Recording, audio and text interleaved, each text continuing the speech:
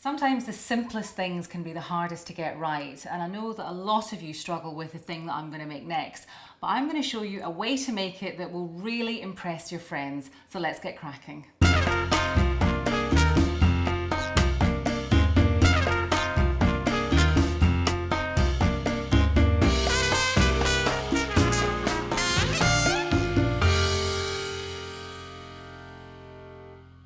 Everyone loves rice and peas the world over, and I'm no exception. This dish is called Muttar Pilau. The muttar is the peas and the pilau is the rice. You can eat it with a curry, but it's so delicious that you can eat it on its own with a big dollop of yogurt. So let's start. Get your pan and you start with your oil. So it's about 6 tablespoons of oil. Sounds like a lot, but wait until you see the volume of the rice. You do need it. So 6 tablespoons of oil. And then you start with the exciting bit, of course, which is the whole spices. So we'll start off with some cloves. You can get them in the supermarket. Really, really distinctive flavour again.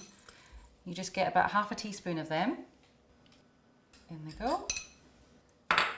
And a cinnamon stick, our old favourite, just one of them. And then you put in a couple of cardamom pods. So just the green ones, the normal ones, about 4 or 5 of them.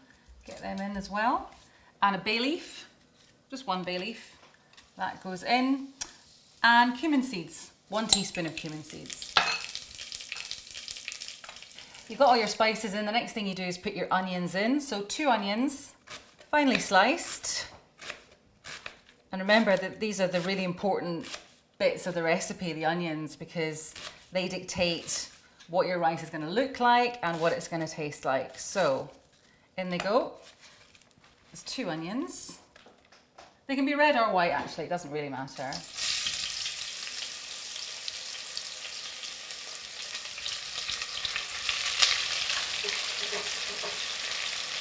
This is a real test of nerve because it could take about 20 minutes to get them nice and golden brown, almost dark brown. You don't want them burned, but they do have to be really dark.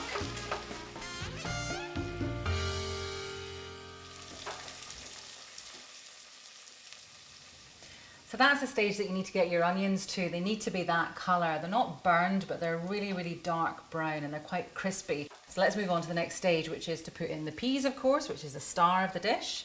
About 150 to 200 grams of peas. These ones are frozen. They've been defrosted for a couple of minutes. Put them in.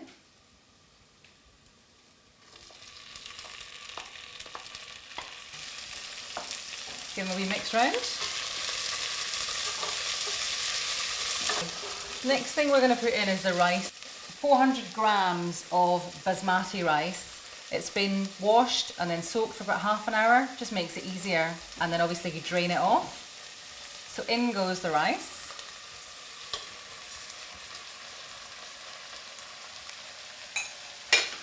Give that a quick mix through.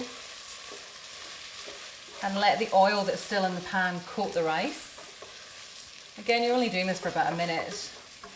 And then you're ready for the water. So it's quite easy. I know people get into knots about rice. It's really easy. There was 400 grams of rice, so you need 800 millilitres of water. It's as simple as that. It's just double the quantity. So here comes the water, 800 mils, and straight in. Give it a very gentle stir because you don't want to break the grains. Then you need to put a little bit of salt in as well. About a teaspoon of salt, I would say. 1 teaspoon of salt. In it goes. Give it a mix round. Now what you do is you bring it up to the boil, you put the lid on, you simmer it on a medium heat for 10 minutes, and then on a low heat for another 10 minutes, switch off the cooker, leave it to steam for about 10 minutes, and it'll be ready. But whatever you do, don't keep stirring it because that will break the grains. Just leave it to work its own magic.